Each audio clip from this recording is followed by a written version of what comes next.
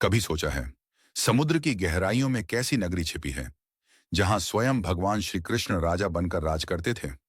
वो नगरी जहां हर लहर में भक्ति गूंजती थी, जहां हर दीवार पर प्रेम की छाप थी और जहां हर सूर्योदय भगवान की मुस्कान से शुरू होता था।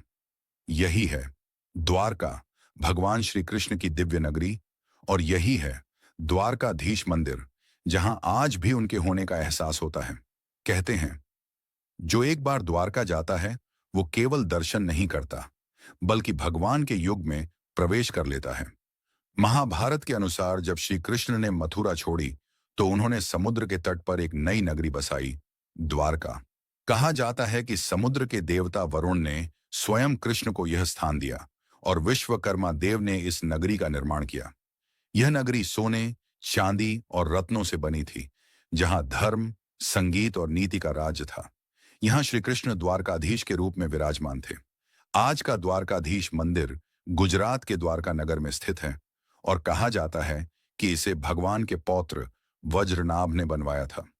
पुराणों में लिखा है भगवान श्री कृष्ण ने स्वयं यहाँ एक शिला मूर्ति स्थापित की थी, जो आज भी मुख्य द्वारकाधीश स्वरूप के रूप में पूजित है। इस मंदिर को जगत मंदिर कहा जाता है, क्योंकि यहाँ से भक्ति, नीति और धर्म का संदेश पूरी दुनिया में फैलता है। द्वारकाधीश मंदिर की ऊंचाई लगभग 80 मीटर है और इसका शिखर अरब सागर से कई किलोमीटर दूर तक दिखाई देता है। मंदिर में 7 मंजिलें हैं। हर मंजिल धर्म के एक अलग स्वरूप का प्रतीक है। सबसे अद्भुत बात, मंदिर के ऊपर फहराता 52 गज लंबा केसरिया ध्वज, जो दिन में 5 बार बदला जाता है।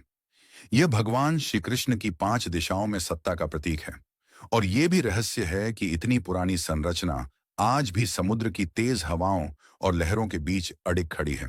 महाभारत युद्ध के बाद जब भगवान श्री कृष्ण ने पृथ्वी छोड़ने का समय देखा तो उन्होंने कहा, अब द्वारका भी मेरे साथ विलीन हो जाएगी।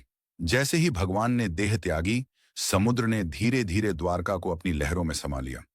आधुनिक काल में ओखा तट के पास गोताखोरों ने समुद्र के नीचे प्राचीन द्वारका के अवशेष खोजे। दीवारें, स्तंभ और मंदिरों के अवशेष। यह खोज वैज्ञानिकों को आज भी हैरान करती है, क्योंकि इतने विशाल पत्थर के निर्माण हजारों साल तक समुद्र में कैसे सुरक्षित रहे। आज का द्वारकाधीश मंदिर 4 धामों में से एक है। उत्तर में बद्रीनाथ, दक्षिण में रामेश्वरम, पूर्व में पुरी और पश्चिम में द्वारका। हर साल लाखों भक्त यहाँ दर्शन के लिए आते हैं। कहा जाता है जो व्यक्ति द्वारकाधीश के दर्शन करता है उसे मोक्ष की प्राप्ति होती है। यहाँ रुक्मिणी देवी मंदिर, गोमती घाट और सुदर्शन चक्र द्वार भी अत्यंत पवित्र स्थल हैं। हर शाम आरती के समय समुद्र की लहरों पर जलते दीपक जैसे स्वयं श्री कृष्ण की मुस्कान झलकाते हैं। कहते हैं रात के समय द्वारका में समुद्र की लहरों के बीच बांसुरी की मधुर ध्वनि सुनाई देती है। भक्तों का विश्वास है यह स्वयं श्री कृष्ण की उपस्थिति का संकेत है। जब मंदिर का ध्वज हवा में लहराता है तो ऐसा लगता है जैसे द्वारकाधीश स्वयं खड़े होकर अपने भक्तों को आशीर्वाद दे रहे हों। हर शंख की ध्वनि में कृष्ण का नाम है, हर लहर में उनकी लीला और हर भक्त के हृदय में उनका वास। द्वारका डूबी नहीं, बस अदृश्य हुई है, क्योंकि जहां भक्ति है वहां द्वारकाधीश आज भी जीवित है। द्वारकाधीश मंदिर केवल एक तीर्थ नहीं, यह भगवान श्री कृष्ण की लीलाओं, प्रेम और धर्म का जीवंत प्रतीक है। जहां द्वारकाधीश हैं वहां धर्म जीवित है और जहां धर्म है वहां साक्षात श्री कृष्ण हैं। अगर आप भी भगवान श्री कृष्ण के सच्चे भक्त हैं तो इस वीडियो को लाइक करें, शेयर करें और कमेंट में लिखें, जय द्वारकाधीश।